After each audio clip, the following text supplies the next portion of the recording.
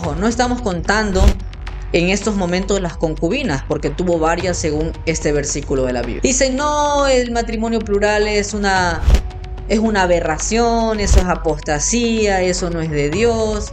¿Por qué ustedes hablan de eso? Solamente quieren entregarse a las pasiones. Abraham se casó 3 veces y el último matrimonio fue a los 140 años. Este video refleja opiniones personales y no representa una posición oficial de la Iglesia. La doctrina se establece por las escrituras canónicas y las enseñanzas unánimes de los líderes actuales. Gazelle. Sean bienvenidos a este episodio que he preparado para ustedes de Gazelle.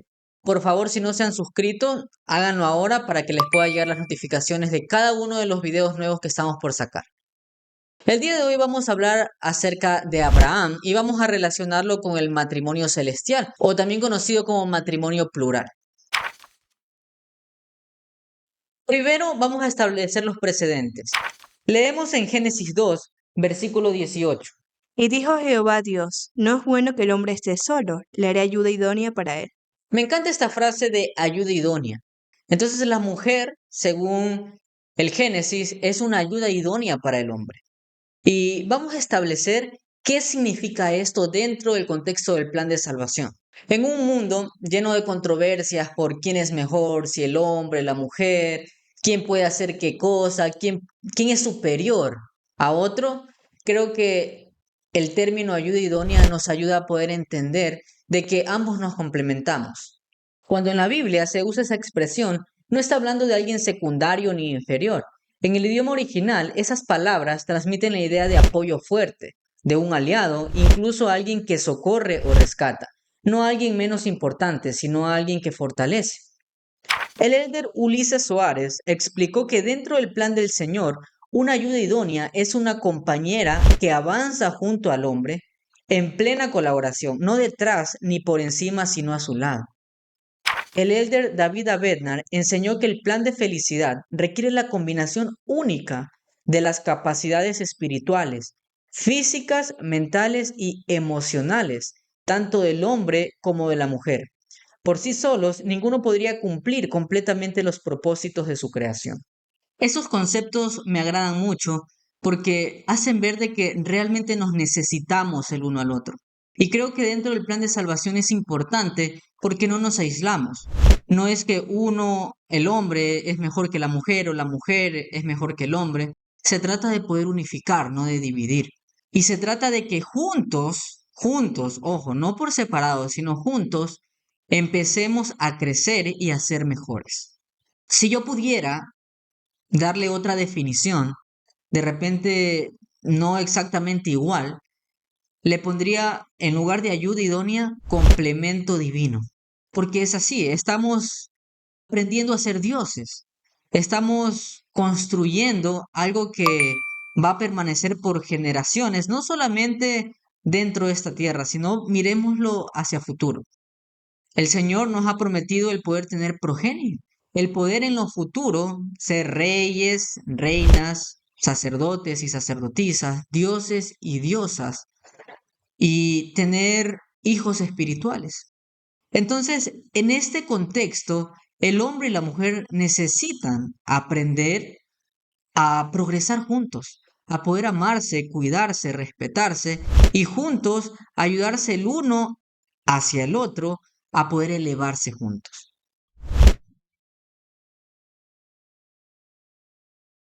Ahora, estableciendo estos precedentes, vamos a centrarnos en una de las historias de la Biblia, que habla acerca de Abraham, el cual estaba casado con Sara. Si conoce la historia de Abraham, se casó con Sara, y luego de eso, Sara era estéril y Abraham no podía tener hijos. Entonces el Señor le entregó, sí, el Señor le entregó a la sierva de Sara, que era Agar. Con Agar, Abraham tuvo un hijo. Entonces tuvo a Ismael, el hijo de Agar y Abraham. Y después de un tiempo de que tuvo Ismael con Agar, el Señor le bendijo para que Sara pudiera también tener un hijo con Abraham. Ese hijo se llamó Isaac. Ahora veamos la diferencia de edades entre Abraham y Sara para poder explicarte algo. En Génesis 17:17 leemos: Entonces Abraham se postró sobre su rostro y se rió. y dijo en su corazón, ¿a hombre de 100 años ha de nacer hijo? ¿Y Sara ya de 90 años ha de dar a luz?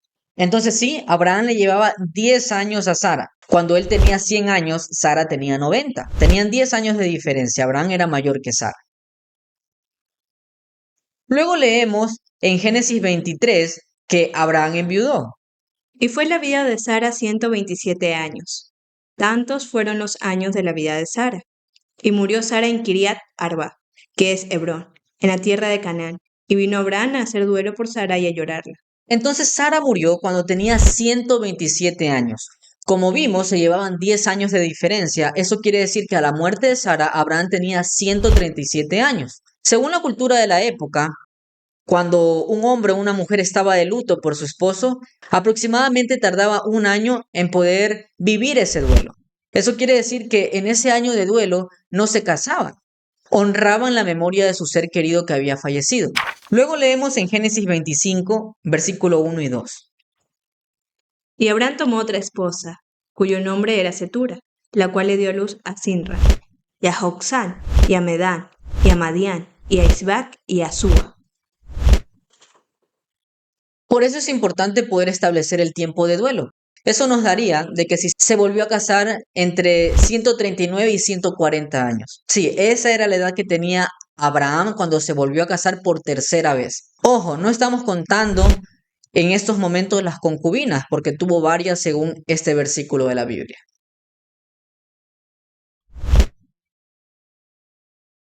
Muchas personas dicen que no hay mandamiento bíblico para poder establecer el matrimonio plural. Pero eso es una completa mentira. Sí hay mandamientos bíblicos y sí hay referencias dentro de la Biblia que se practicaba el matrimonio plural. Leemos en Deuteronomio 25.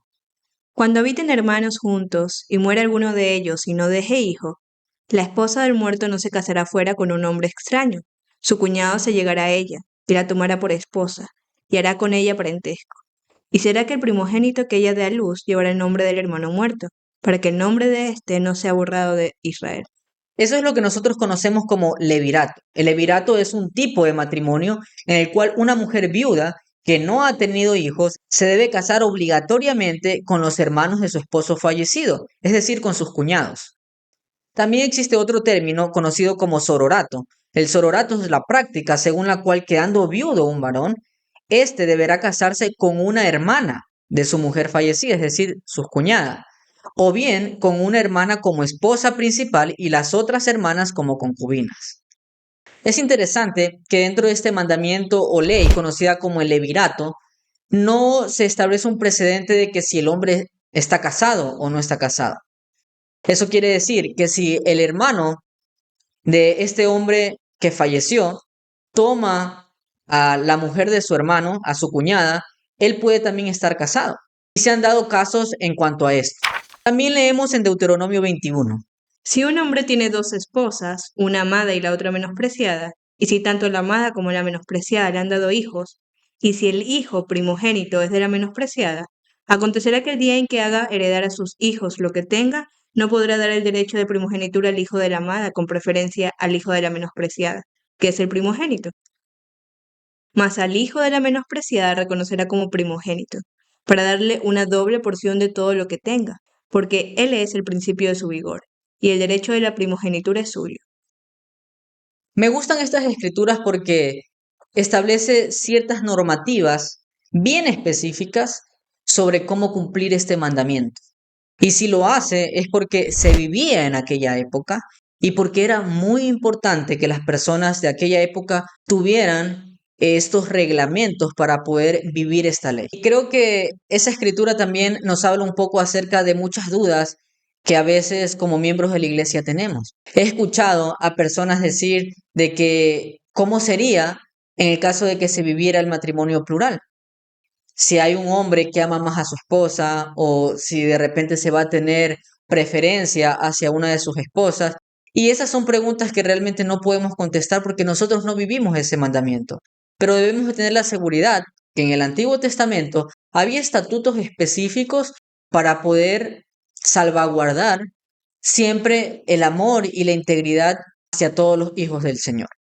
Ahora vamos a hacer un alto aquí porque creo que estamos explicando mucho acerca de esta ley, pero no nos fijamos en algo importante y es por qué el Señor da este mandamiento. Y creo que hay muchas personas, a veces miembros de la iglesia, a veces no miembros de la iglesia, que juzgan esta parte. Dicen, no, el matrimonio plural es una aberración, eso es apostasía, eso no es de Dios. ¿Por qué ustedes hablan de eso? Solamente quieren entregarse a las pasiones, a todo lo del mundo. Pero no es así. Este mandamiento que Dios dio en el pasado no se trata simplemente de lujuria. No, ese no es el propósito. En el libro de Mormón aprendemos una de las razones por las que el Señor muchas veces pone este mandamiento y nos aclara de que es para poder levantar posteridad para el Señor. Sí, así como lo escuchas. El Señor requiere, para tener un pueblo justo y un pueblo fuerte, requiere de que se levante posteridad. Y hasta el día de hoy la iglesia es fuerte debido a eso, debido a que muchos niños nacieron dentro del convenio del Señor. Me encanta cuando vemos a misioneros de Utah venir acá y nos cuentan cómo sus padres sirvieron misiones, sus abuelos sirvieron misiones y tienen una generación de miembros de la iglesia fuertes. Eso hace cumplir la promesa del Señor y una de las razones que explica el libro de Mormón, de que levantar posteridad para el Señor es una de las razones para que se nos dé el matrimonio plural. Ahora, en la actualidad no vivimos este mandamiento. Ojo, si por ahí ves algunos videos en YouTube diciendo no, que sí, que los mormones tienen 7 esposas, 10 esposas. Hoy en día la iglesia se opone a la poligamia. No se puede tener más de una esposa y es una ley divina que el Señor ha puesto sobre su pueblo. Y debemos entender de que el matrimonio es dado por Dios. El Señor ve cuando considera prudente poner al pueblo o revelar de que se pueda cumplir con este mandamiento del matrimonio plural y muchas veces el Señor revela cuándo debe ser quitado. En el caso de la iglesia restaurada, la declaración 2 puso fin al matrimonio plural. En Juan 8, 39 y 40 leemos. Respondieron y le dijeron, nuestro padre es Abraham. Jesús les dijo, si fuerais hijos de Abraham, las obras de Abraham haríais. Pero ahora procuráis matarme a mí, un hombre que os ha hablado la verdad, la cual he oído de Dios. Eso no hizo Abraham. Entonces los israelitas se consideraban hijos de Abraham y Jesús les dijo de que hagan las obras de Abraham. En Doctrina y Convenios 132, la sección en la cual el Señor le revela el matrimonio plural a José Smith, menciona. Dios mandó a Abraham y Sara le dio a Agar por esposa a Abraham. ¿Por qué lo hizo? Porque era la ley y de Agar nacieron muchos pueblos. De modo que, entre otras cosas, esto cumplía las promesas. ¿Salió pues Abraham bajo condenación? De cierto te digo que no, porque yo el Señor lo mandé. Entonces Abraham es un ejemplo de este mandamiento. Y me encantan las palabras del Salvador en la escritura que leímos, porque sencillamente dijo, yo lo mandé. Y esa es la razón principal, que el Señor obra en sabiduría. Y nosotros no somos quien para juzgar y decir que una ley o un mandamiento que es dado por Dios es abominable. No deberíamos de decir eso. Les invito para que ustedes puedan reflexionar en cuanto a este mandamiento que muchas veces es dado por Dios, porque no sabemos si el Señor lo ponga de nuevo en un futuro o no. Pero lo que sí sabemos es que así como las esposas de Abraham murieron y él se volvió a casar, también pasa hoy en día. Por ejemplo, el presidente Russell M. Nelson tuvo 2 matrimonios. Su primera esposa fue Dancel y su segunda esposa fue Wendy. Así como él, hay muchas autoridades generales que después del fallecimiento de su esposa se vuelven a casar.